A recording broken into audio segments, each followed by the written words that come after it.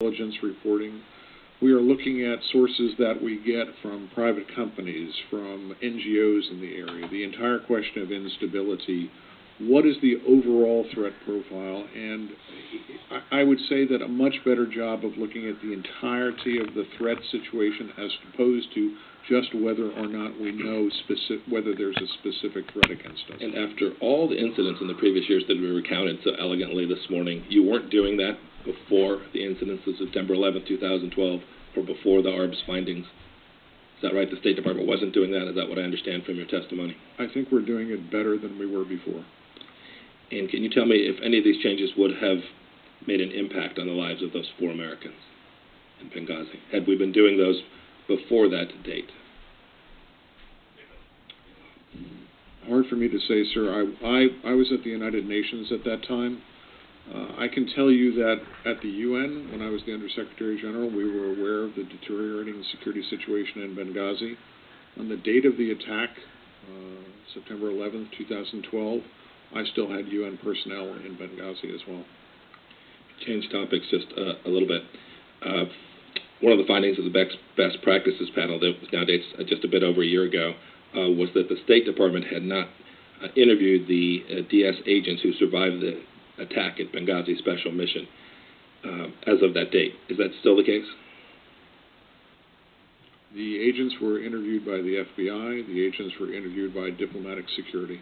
So the State Department now, so was the panel incorrect, or did you conduct these interviews after the panel's report, the independent panel's report? The FBI 302s and the interviews were done prior to the best practices panel.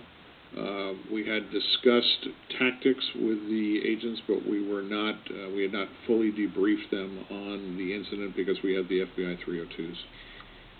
I mean, it'd be important to know what the folks on the ground saw that night, right? So in order to implement these security considerations, it'd be very important to know what those people saw.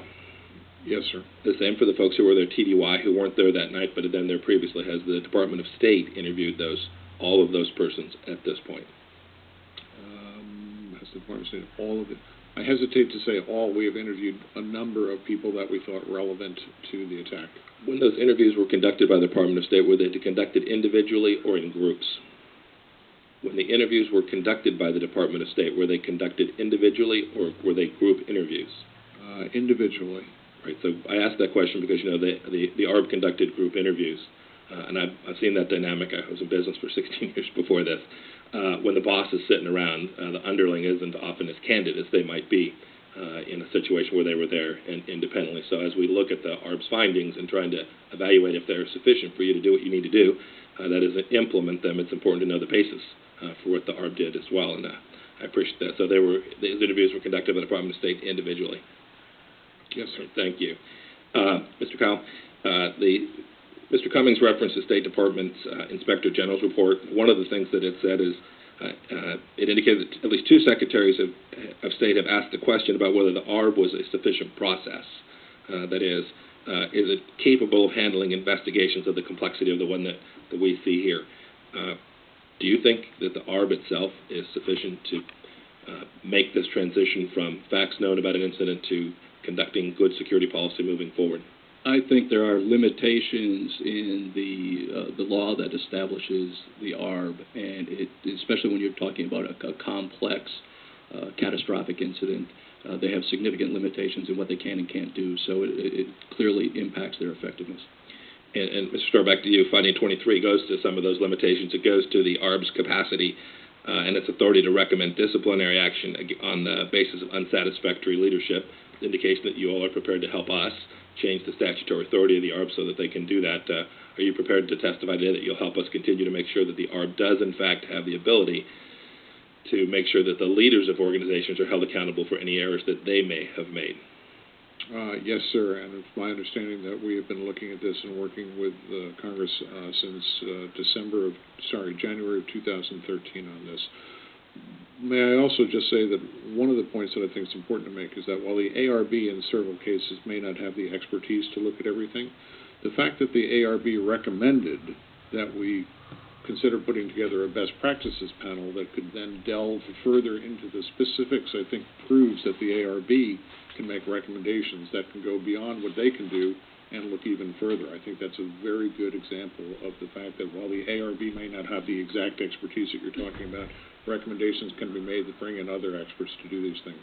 I appreciate that. And so you think it's important that the ARB have the capacity, at least recommend some type of disciplinary action against senior leaders in various agencies that they're reviewing? The ARB already has the ability to recommend disciplinary action if they find a breach of duty. I think what we're looking at now is whether or not they find a lack of leadership. Right. I would support that as well. Great, thank you. That's exactly what I was asking. I have a handful of questions that go to the scope of the ARB, and Mr. Starr, I know you weren't on that. None of you were, but I want to make sure we understand precisely what's there.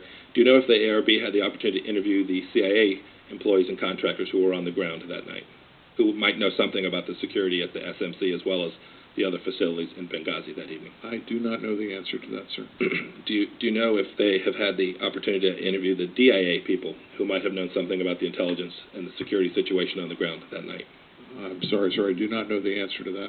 Great. I won't go through the rest. There's a handful more questions about what I think the scope of the ARB has and its information. I think they're important.